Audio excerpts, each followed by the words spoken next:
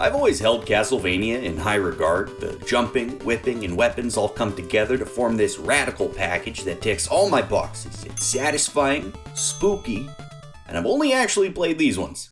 I like Super Metroid, and I love Hollow Knight, so it's not like I have a general distaste for the genre. It's just, I don't know, I guess the shift away from the raw, linear platforming towards something more open-ended turned me off. The idea that you can explore and find powerful items instead of overcoming a difficult challenge through skill alone is the opposite of what I consider Castlevania. And that's not a fair judgment. Heh. You could say the same thing about these two, but they managed to maintain a difficulty curve throughout their runtime. You can't rely exclusively on exploration to carry you through either game, so I think it's time I finally sit down and give Symphony of the Night a chance. Let me tell you, the legacy this game carries is absurd. It came out over a decade after the original Metroid title, yet the genre they defined share their namesake. A game this influential should be easily accessible to everyone, not just for the sake of preserving history, but also because video games are pretty dang fun. And fortunately, it is. The Requiem collection, consisting of Symphony and Rondo of Blood, probably the gnarliest Castlevania, released a few years back on the PlayStation Store, which is what I'll be playing on today. Now, even though I've never played Symphony of the Night, doesn't mean I've never seen it, and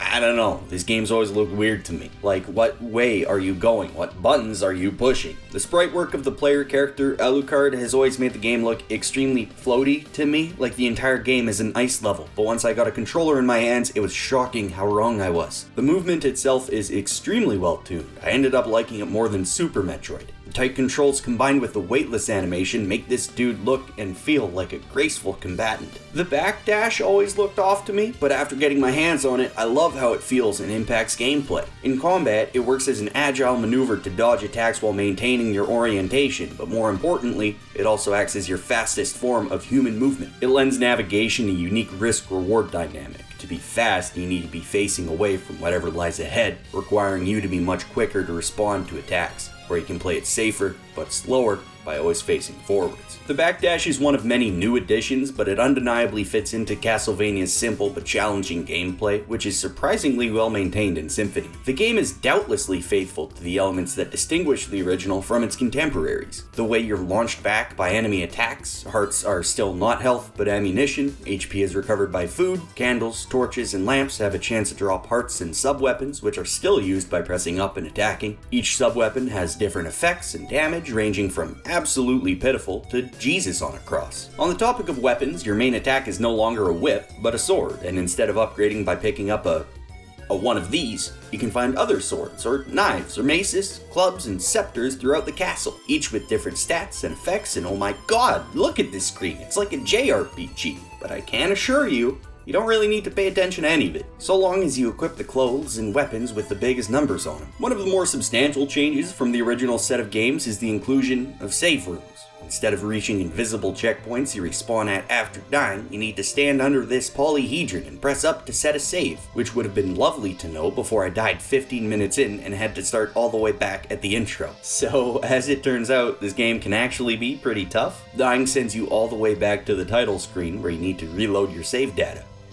Every time. It's pretty annoying having to wait through this screen, navigating the menu, then waiting for the game to load when it could have just dropped me back into the last save room I was at. While dying is a setback and an annoying one at that, it never makes your attempts feel futile, because there's always somewhere else you can try to explore, instead of having to bash your head against the same wall. It's a nice change of pace from classic Castlevania, where you need to re-upgrade your whip and find one of the good sub-weapons every time you die. In Symphony, I can just go this way instead. The castle itself is unsurprisingly extremely well designed, although progression within is a little more Vania than Metroid, by which I mean it favors combat a little more heavily than ability-based exploration. It leads to some interesting situations where, instead of a certain ability being what keeps you from exploring, it's your own skill. That's not to say there aren't any ability barriers, but there's substantially fewer than you'd see in a Metroid title. Symphony's roadblocks typically come in one of three forms. You have your Mist Could Pass doors, requiring the mist transformation. Glowing blue doors need the blue jewel to be opened, which can be purchased from the librarian. And finally, some doors are just really high up, so you gotta turn into a bat to fly into them. So the bat transformation is kind of...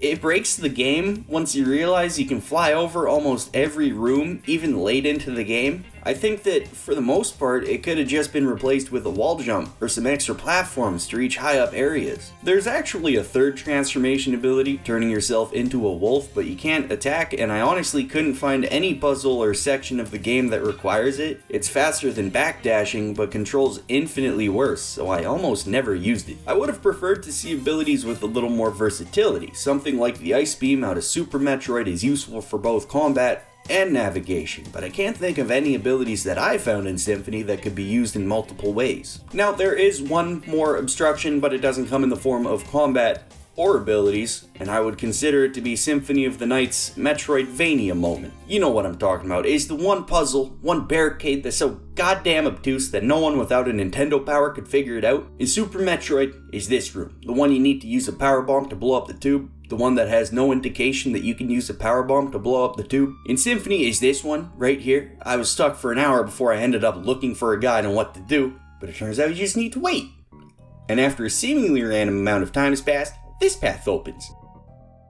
Every area is visually stunning, and I swear the art in this game is second to none. After my time with it, I would consider Symphony of the Night to be among the greatest video game sprite art of all time. Character animations are fluid. I swear I could watch this dude walk for days. The backgrounds are all varied, some of which use techniques that were, at the time, unseen in many 2D games like sprite scaling and warping, and even some 3D models, although I think they look a little better when rendered at the original PlayStation's resolution than the PS4's. I love seeing classic Castlevania enemies return in such higher fidelity than the NES could handle. These goofy skeletons turned into, well, they're still real fucking goofy skeletons, but they're juxtaposed by heinous monstrosities, Cronenberg-esque horrors, and this giant decomposing corpse. This game starts out with big, spooky dogs and regular-sized spooky zombies. You know, the pumpkin horror that Castlevania is known for, and you let your guard down before the game starts slapping you around with enemy designs that become more and more twisted the further you descend into Dracula's Keep, or should I say,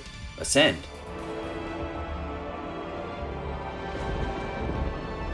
By finding the secret gold and silver rings, you unlock the Holy Glasses item, which, when equipped, lets you see this green ball above Richter Belmont during his boss fight. If you attack and defeat the orb instead of Richter, you unlock the Inverted Castle. When I realized that the entirety of Symphony of the Night was designed to be played both right side up and upside down, I was awestruck. Not just because it's functional being played both ways, but because it functions well. It's like when you play a game with a mirror mode, where everything is recognizable, but different enough that you'll have trouble navigating off memory alone. It's easily the highlight of the game for me. You already have the tools you need to navigate the entire castle, so as soon as you enter, you can go wherever you want. For me, the Inverted Castle is when the game becomes Castlevania. It's as core to the experience of the game as the castle that preceded it. For that reason, I don't think it was smart to hide it, and by extension the true ending, behind two secret items. Other than this clock room, I didn't use a guide to play Symphony of the Night, and the idea that I could have missed the best part of it if I didn't explore as heavily is a deeply sad one. Which is why I have no problem spoiling this surprise for people who might be interested in the game but haven't played it. If you end up playing Symphony, do yourself a favor and find a guide for obtaining the gold and silver rings. Symphony of the Night is easy enough to access, whether through an emulator or officially on the PlayStation 4, and is definitely a game that fans of the Metroidvania genre should give a shot if they haven't already. I think the game would have benefited from going a little more all-in on either ability-based exploration or combat-based barricades, but altogether, Symphony of the Night holds up surprisingly well, and I'd even say it's worth playing all the way through just to experience the no-holds-barred Inverted Castle.